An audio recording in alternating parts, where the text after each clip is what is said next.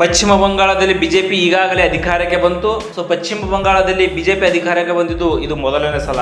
So ಅಧಿಕಾರಕ್ಕೆ ಬಂದ ಮೇಲೆ ಮೊದಲ ಸಚಿವ ಸಂಪುಟದಲ್ಲಿ ಅವರು ಅನೇಕ ನಿರ್ಧಾರಗಳನ್ನು ಮತ್ತು ಯೋಜನೆಗಳನ್ನು ಕೂಡ ಜಾರಿಗೆ ತಂದರು. ಸುವೇಂದು ಅಧಿಕಾರಿ ಇವಾಗ ಪಶ್ಚಿಮ ಬಂಗಾಳ ಮುಖ್ಯಮಂತ್ರಿಯಾಗಿ ಅವರು ಪ್ರಮಾಣ ವಚನವನ್ನು ಸ್ವೀಕರಿಸಿದ್ದಾರೆ. ಸೊ ಅವರು ಪ್ರಮಾಣ ವಚನ ಸ್ವೀಕರಿಸಿದ ಮೇಲೆ ಮೊದಲ ಒಂದು ಸಚಿವ ಸಂಪುಟದಲ್ಲಿ ಅವರು ಗಡಿ ಭದ್ರತೆಗೆ ಸಂಬಂಧಪಟ್ಟಂತಹ ಮಹತ್ವದ ನಿರ್ಧಾರವನ್ನು ಕೂಡ ಅವರು ಕೈಗೆ ತೆಗೆದುಕೊಂಡಿದ್ದಾರೆ ಸ್ನೇಹಿತರೆ. ಸೊ ವೆಸ್ಟ್ ಬೆಂಗಾಲ್ನ ಸಿಎಂ ಸುವೇಂದು ಅಧಿಕಾರಿ ಅವರು ಆ ಒಂದು ಗಡಿ ಭದ್ರತೆಗೆ ಭೂಮಿ ಹಸ್ತಾಂತರವನ್ನು ಕೂಡ ಕೊಡಲಾಗಿದೆ ಅಂತ ಹೇಳಿ ಹೇಳಿದ್ದಾರೆ.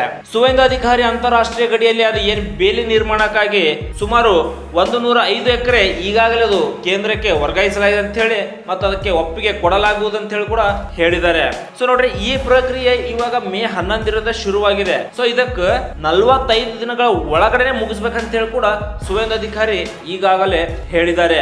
ಈ ಒಂದು ಗಡಿ ಭಾಗದಲ್ಲಿ ನುಸುಳುಕೋರರು ಮತ್ತು ರಾಷ್ಟ್ರೀಯ ಭದ್ರತಾ ದೃಷ್ಟಿಯಿಂದ ಈ ಒಂದು ಕ್ರಮ ಅತ್ಯಂತ ಅಗತ್ಯವಾಗಿ ನಾವು ತೆಗೆದುಕೊಳ್ಳಲಾಗುತ್ತೆ ಅಂತ ಹೇಳಿ ಕೂಡ ಹೇಳಿದ್ದಾರೆ. ಮೊದಲನೇ ಸಚಿವ ಸಂಪುಟದಲ್ಲಿ ಅವರು ಯೋಜನೆಗಳನ್ನು ಕೂಡ ಅನೇಕ ಯೋಜನೆಗಳಿಗೆ ಅವರು ಗ್ರೀನ್ ಸಿಗ್ನಲ್ ಅನ್ನು ಕೂಡ ಕೊಟ್ಟಿದ್ದಾರೆ. ಆಯುಷ್ಮಾನ್ ಭಾರತ್ ಆರೋಗ್ಯ ಯೋಜನೆ ಮತ್ತು ಪ್ರಧಾನಮಂತ್ರಿ ಉಜ್ವಲ ಯೋಜನೆಗೆ ಪ್ರಮುಖವಾಗಿ ಅವರು ಗ್ರೀನ್ ಸಿಗ್ನಲ್ ಅನ್ನು ಕೂಡ ಈಗಾಗಲೇ ಸುವೇಂದು ಅಧಿಕಾರಿ ಅವರು ಕೊಟ್ಟಿದ್ದಾರೆ.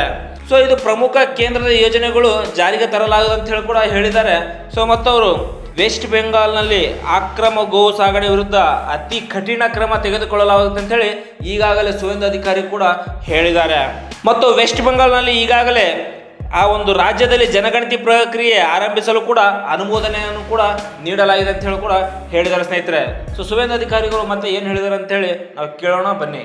এতদিন পর্যন্ত পশ্চিমবঙ্গে national cadre is IPS, Paschimbanga cadre WBCS WBPS এদের কোনো কেন্দ্রীয় সরকারের ট্রেনিংয়ে কেউ যুক্ত হতেন না।